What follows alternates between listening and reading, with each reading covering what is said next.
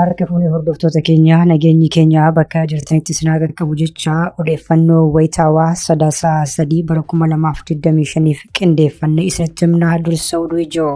Konkolaachistoonni 12 guyyoota 47 keessatti ajjeefamuun himame. Bilxiginnaan lola kan biraa banuuf sochiitti jira jechuun TPLF himate. Masaaraa dippiloomaasii guddaa keessa kan seene Bilxiginnaan ammas laaqii salphinaa keessa gangalachuu itti fufee jedhame. Kunis kanaan jiru Pirezidaantichi gara Masiriitti imaluun Pirezidaantii Eertiraa fi Masirii wajjin wal arge. Miidiyaalee mootummaa namni dhaggeeffatu dhimnaan qondaalonni Bilxiginnaa gara mandara TikTokitti deemaa jiru jedhame. Bilxiginnaa yeroo dhiyootti jilbeenfachiisna jechuun ABO-WBO'n ibse. Tiramp waa'ee Venezuweelaa irratti waraana banuuf yaada akka qabu dubbate. Balaa Kirkira lafa Afgaanistaanitti mudateen yoo xiqqaate lubbuun namoota 20 ol darbuun ifoome. Warri YouTube chaanalii kanaaf haaraa taatan subscribe, like, share gochuudhaan nu cinaa dhaabbadhaa jechaan gara bal'ina oduutti isin dabarsa. Konkolaachistoonni 12 guyyoota 47 keessatti ajjeefamuun himame.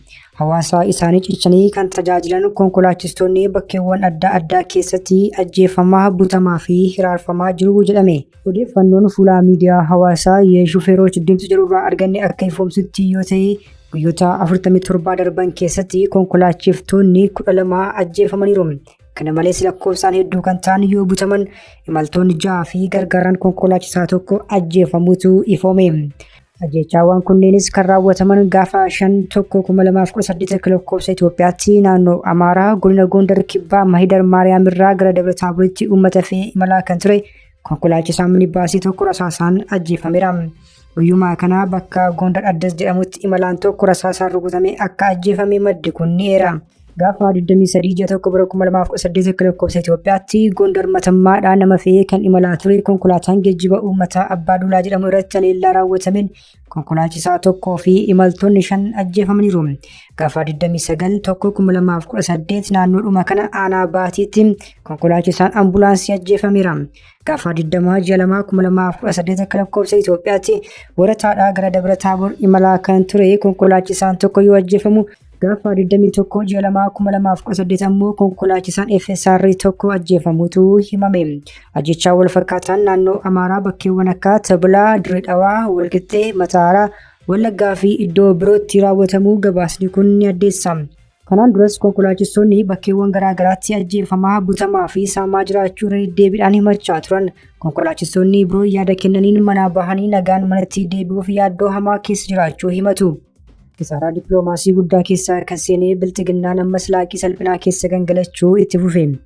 Pirezidaantiin Bilxiginnaa Abiyyiifi tibbana paarlaamaa irratti taasisaniin yoo lolli jalqabee eenyuyyuu siif hinduu namni Yuukireenii fi Filisxeem osoo arguu akkamitti orma abdata Itoophiyaan dhiyootti hulaa galaanaa ni argattii fi kanneen kana fakkaatan jechuun addatti Eertiraa maqaa dha'uun itti dhaadachaa turan. Obbo Muummichi Ministeera Itoophiyaa kana dubbatan Pirezidaantiin Eertiraa gara biyya masaanoo Itoophiyaa Masiriitti imaluun gabaafame.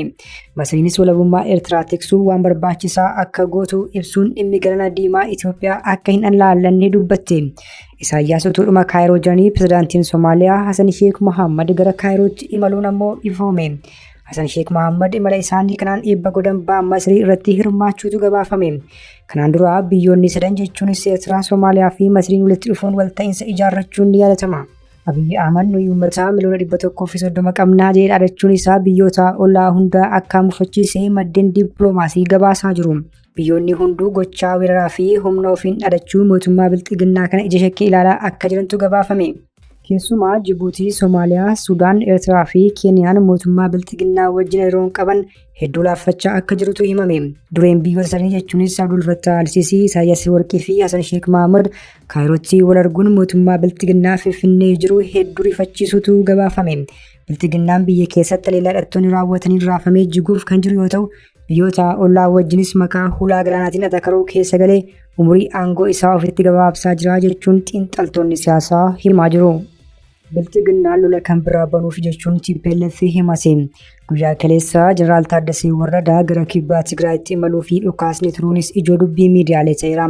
TPLF ibsa tibbana haasaa Abiyyiifi ilaalchisuun baaseen mootummaan Bilxiginnaa Tigraay keessatti qaanii tokko malee waraana banuun ammas lubbuu lammiilee miliyoonaan lakkaa'amanii galaafachuuf qophiitti jira jechuun yaadatama. Ibsa lammataa guyyaa kaleessaa baaseen ammoo waliigalteen Piriitooriyaa erga mallatteeffamee waggaa 3 ta'uu yaadachiisuun haga yoonaatti garuu mariin siyaasaa akka hin eegalle eere. TPLF dabaluun Abiyyi Ahmad waliigaltecha hojiirra oolchuu caalaa maqaballee sirriitti bobba'eera jedhe. Kana malees waliigaltecha kan diigu waraana biraa banuuf qophiitti jira jedhe. Kanaaf akkaataa mootummaan Itoophiyaa itti deemaa jiru dhibdee siyaasaa jiru kan hin furree fi nagaa waaraa kan hin buusne waan ta'eef waliigaltecha karaa nagaan akka hojiirra oolchinu ni gaafannaa jedhe.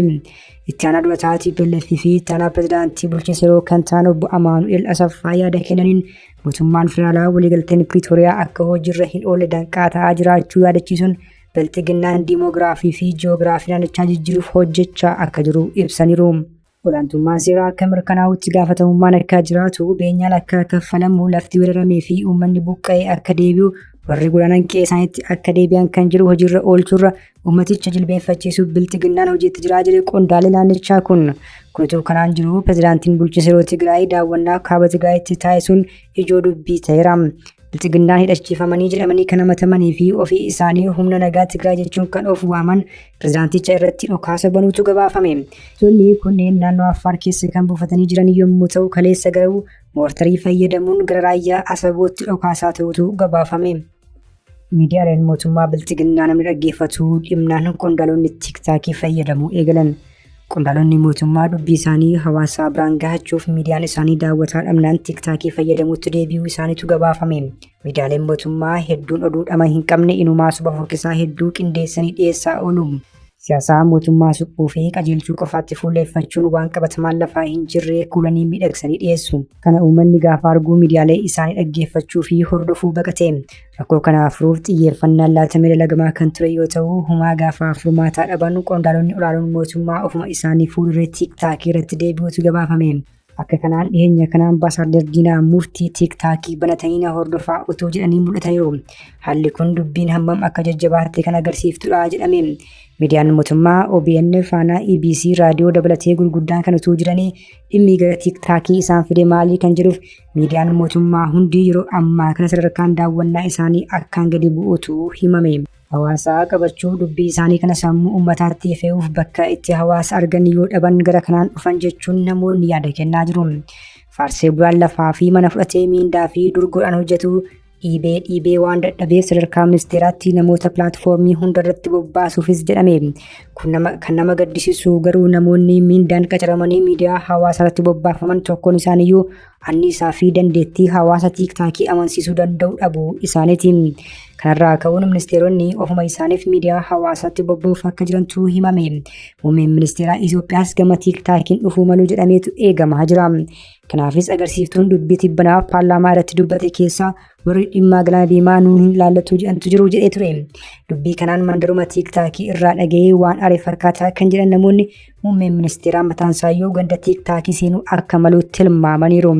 Miidiyaan mootummaa haguma namooti dhuunfaa daawwataa qaban daawwataa kan hin qabne yoo ta'u kunis uummanni duukaa akka hin jirreef agarsiistuu olaanaadha jedhameera. Paartiin siyaasaa tokko karaa miidiyaa hawaasaa isaa kan daldalatu yoo ta'u daawwataan hin jiru kan dhaggeeffatu hin jiru yoo ta'e yaadama siyaasaa isaa namni ofitti fudhataa hin jiru jechuudha. Kasaaraa hordofaaf miseensa dhabuu isaan mudataa jiru kanarraa aanuuf hooggantoonni Bilxiginnaa yaalii bal'ataa isaa jiranis hangi milkaa'ina isaanii garuu baay'ee xiqqoo ta'utu himame. Bilxiginnaan jilbeenfachiisnaa jedhe ABO-WBO'n. Waraanni bilisummaa Oromoo ijaarsa jabaa waan qabuuf aarsaa kaffalee haleellaa zoonii 8 keessatti taasiseen mootummaa sadarkaa jilbeenfachiisirraa gahuu gorsaa olaanaan ajajaa ABO-WBO obbo Jireenyaa Guddataa himan.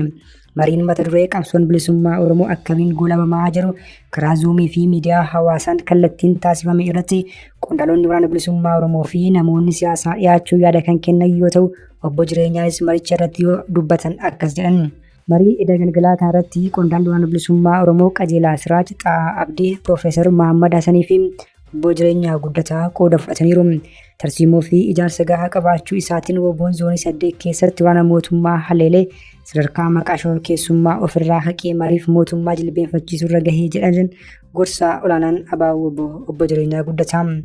Qabsoo bilisummaa Oromoo biyya keessatti gadi dhaabuuf aarsaa guddaa kaffalamee kan jiru obbo Jireenyaa Guddataa yeroo ammaa kanatti haala abdachiisaarra jiraachuu ibse. Gama biraatiin lola garaagaraa deemsisuu dhiisee uummanni keenya waraana isaa jabeessuu qaba kan jedhe qondaalli WBO qajeelaa Siraaj dhaamsi keenya inni guddaan hawaasni keenya tokko ta'ee waraana isaa bira dhaabbachuudha jedhe. Yeroo ammaa kanatti WBO tumsuun hagam barbaachisaa ta'uu kan hime. Yeroo kanatti WBO tumsuun akkaan barbaachisaa ta'uu kan hime obbo Qajeelaa Siraaj hawaasni Oromoo waraana isaa cina dhaabbachuutti of kennee hojjechuu akka qabu gaafate. Gumaachi hawaasni Oromoo biyya alaa qabsoo bilisummaa Oromoo keessatti qabu maal ta'uu qaba kan jirutti ammoo kan dubbatan obbo Tahaa Abdii hawwii fi miidhaa uummata irra gahe addunyaa dhageessisuun qooda isaa gumaachuu qaba jedhan. Rakkoo saba isaa irra gahu waa'ee qabsoo bilisummaa isaa addunyaatti labsuuf dhageessifachuu keessatti akkuma qabsoo qooda bahataa ture itti fufuu qabaa jiru obbo Tahaan. Waltajjii irratti qooda kan fudhatan Profeesar Muhammad Hassan fincila diddaa garbummaa maaliif ka'ee kan jiru irratti haasaa taasisan. Dhimmoota sochii qeerroo bilisummaa Oromoo waggoota darbee irrattis waa hedduu dubbatan. Inumaa bulchiinsa PP ammaa keessatti ilmi namaa ajjeefamee awwaalcha dhorkamuu, ajjeefamee uffanni irraa baafamee reeffi irratti fe'amuu bara bulchiinsa Abiyyi kan dhageenye jedhu. Bulchiinsa badaa akkanaatiin bulchiinsa Oromooti jechuu hin dandeenyus jedhan. Uummanni keenya kan diigame qawweeni kan bilisummaa argatus qawweedhaan jechuun Profeesar Muhammad Hassan dubbatan. Uummanni Oromoo WBO tumsuu qabaa kan jedhan hayyuun kun sababaan Oromoon WBO tumsuu barbaachiseef ammoo qabsoon kun harka WBO waan jiruuf ta'uu eeran. Egereen Oromoo qajeelchuu kabachiisuu keessatti qooda olaanaa bahachuu kan danda'u WBOdha ergaa jedhus dabarsan. Kanaaf WBO cina dhaabbachuun dirqama akka ta'e Profeesar Muhammad Hassan yaadachiisan. Doonaald waa'ee Venezuweelaa irratti waraana banuuf yaadan qaban dubbatan. Doonaald Tiramp Venezuweelaa irratti waraana banuu keenya nan shakka garuu guyyoon Niikolaas Maaduroo aangoo irraa turuuf qabu kan qubaan lakkaa'amanii jedhan. CBS 60 Minutes sagantaa jedhamu irratti yoo Venezuweelaa irratti waraana bantuu jedhamuun gaafataman natti fakkaatu garuu akka hin taanetti nu ilaaluu jedhan. Ameerikaan bidiruuwwan qoricha sammuu hadoochuu deddeebisuu jettatti galaana Kaaribiyaanii keessatti haleelaa turte. Tiraamp qoricha sammuu namaa hadoochuu caalaa Maaduroo addatti aangoo irraa kaasuuf kan raawwatan isaa jechisiisu kuffisa. Garuu dhimma baay'ee waliinis wal qabataa jiru. Niikolaas Maaduroon Tiraampiin harka diinaatti ilaala. Xiinxaltoonni ammoo Tiraamp Maaduroo aangoo irraa buusuuf kana godhaa jechuun tarkaanfii Tiraamp kana mormu. Balaa Kirkira lafaa Afgaanistaanitti mudateen lubbuun namoota 20 ol darbe. Balaa Kirkira lafaa Afgaanistaanitti mudateen lubbuun namoota 20 ol darbuu kanneen dhibbaan lakkaa'aman ammoo madaa'aniiru. Balaan Kirkira lafaa leetira iskeelii 6.3 ta'ee galmaa'e kun Afgaanistaan gama kaabaatti kan mudate har'a ganama ta'uu aangawoonni biyyattii ifoomsaniiru. Waldaan Baatii Diimaa Afgaanistaan bulchiinsota lamatti lakkoofsi balaa lubbuu irra gahee fi hubaatii qaqqabee dabaluu akka danda'u eeruun kasaaraan dinagdee irra gahee olaanaa ta'uu beeksiseera. Hojiin lubbuu baraaraas hojjetamaa akka jiru waldaan kun ifoomse. Ministeerri fayyaa biyyattii hospitaalonni namoota madaa'an yaaluuf qophii gahaa akka taasisan yaadachiisu Anaadooluu fi BBC'n gabaasaniiru.